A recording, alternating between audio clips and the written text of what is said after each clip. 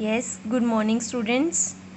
रजी इकोनॉमिक्स का first chapter हमने स्टार्ट किया था, macro economics and some basic concept. तो आज हम इसी चैप्टर का टॉपिक करेंगे, इम्पोर्टेंस ऑफ मैक्रो इकोनॉमिक्स। तो क्या क्या इम्पोर्टेंट्स हैं? फर्स्ट इम्पोर्टेंट है functioning of an economy. Macro economics से मदद से हमें इकोनमी में जो भी फंक्शंस हो रहे हैं उसकी सारी हमें नॉलेज मिल जाती है। Our main economic problems are related to the behavior of total income, output, employment and general price level in the economy। हमारी जो मेन प्रॉब्लम्स है हमारी अर्थव्यवस्था में जो आती है वो टोटल इनकम की प्रॉब्लम होगी, आउटपुट की, एम्प्लॉयमेंट की प्रॉब्लम सबसे बड़ी, प्राइस लेवल में जो चेंजेस आते हैं उसकी प्रॉब्लम। तो इन सब की इंफॉर्मेशन हमें मैक्रो इकोनॉमिक्स से ही मिलती है।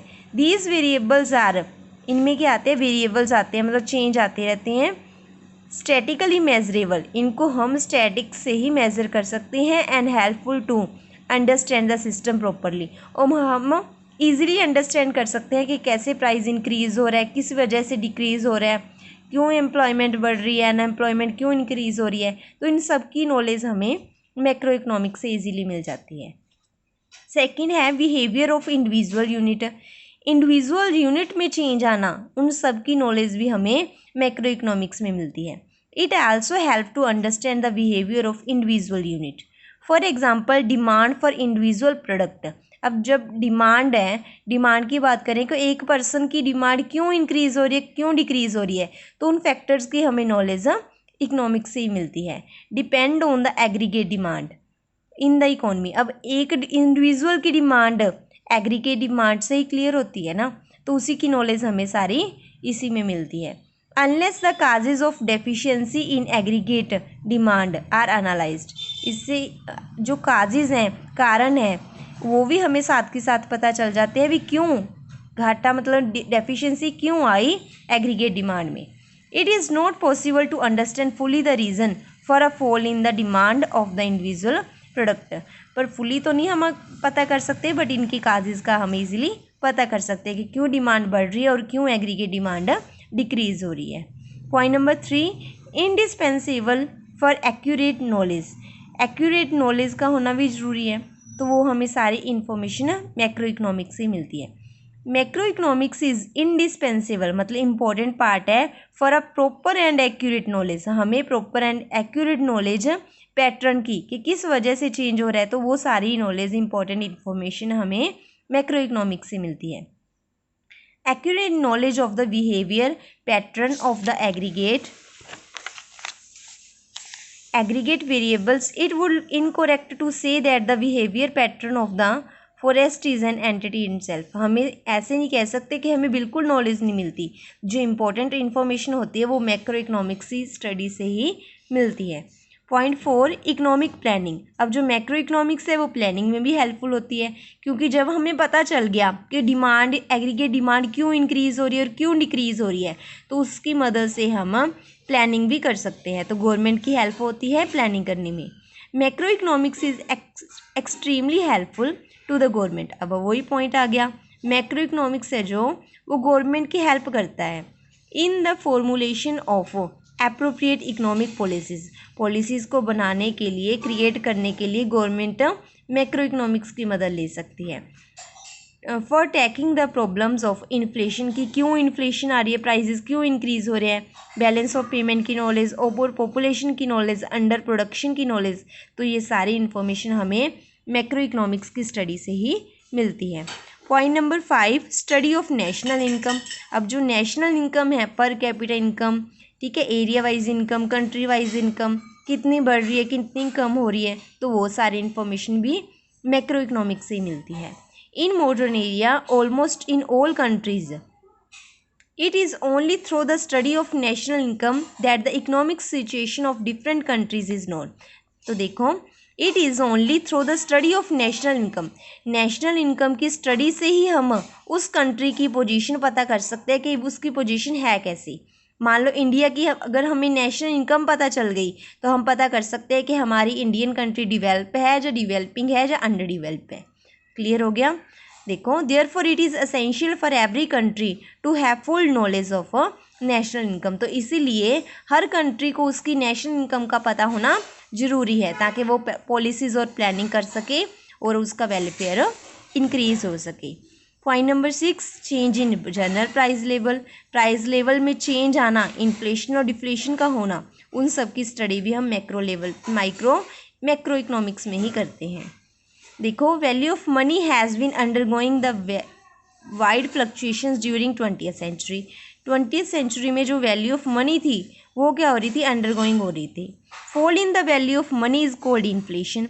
अब देखो ये पॉइंट, अगर मनी की वैल्यू में फॉल आता है मीन्स कम होती है तो उसको हम इन्फ्लेशन बोलते हैं। Whereas rise in the value of money, अगर प्राइस मनी का इंक्रीज हो गया, उसकी वैल्यू बढ़ गई तो उसको हम डिफ्लेशन बोलते हैं। तो इसका उल्टी देखो, इन्फ्लेशन मतलब प्राइजेस का बढ़ना, प्रोडक्ट के प्राइजेस का बढ़ना, बट मनी की वैल्यू में फॉल होना, तो वो होता है इन्फ्लेशन। दूसरी तरफ जब मनी की वैल्यू बढ़ जाती है तो उसको हम डिफ्लेशन बोलते हैं और प्राइजेस कम होते हैं। Economics have to seek the help of macro economy की मदद से वो इन चेंजेस को कंट्रोल कर सकते हैं। जो जनरल प्राइस लेवल में ये चेंज आ रहे हैं, इन्फ्लेशन और डिफ्लेशन, वो हम मैक्रो इकोनॉमिक्स की स्टडी से ही कंट्रोल कर सकते हैं। 7th है the role of expectations in economics. अब रोल ऑफ एक्सपेक्टेशंस भी हम कर सकते हैं, हम अपना फॉर्मुलेट कर सकते हैं पॉलिसीज़ को और प्रिडिक्ट कर सकते हैं फ्यूचर को कि कैसा हो सकता है future.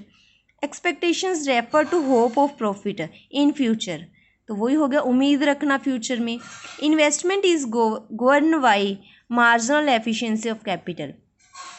Marginal efficiency of capital is govern by expected profitability. अगर हमें लगता है भी फ्यूचर में हमें इस प्रोडक्ट से प्रॉफिट इंक्रीज होंगे तो हम इन्वेस्ट करेंगे, अदरवाइज नहीं। तो उन प्रॉफिट्स की एवरेज और एग्रीगेट का पता भी हमें मैक्रो इकोनॉमिक्स से लगता है। नेक्स्ट पॉइंट है मैक्रो इकोनॉमिक्स जनरल थ्योरी। जो जनरल थ्योरीज होती हैं, employment theory, under employment, over full employment, तो सभी की स्टडी हम मैक्रो इकोनॉमिक्स में करते हैं।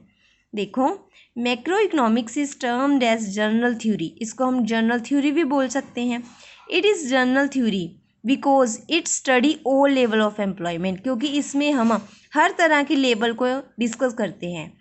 It discuss unemployment, full employment, under employment, तो तीनों कंसेप्ट की नॉलेज हमें मैक्रो लेवल में ही मिलती है।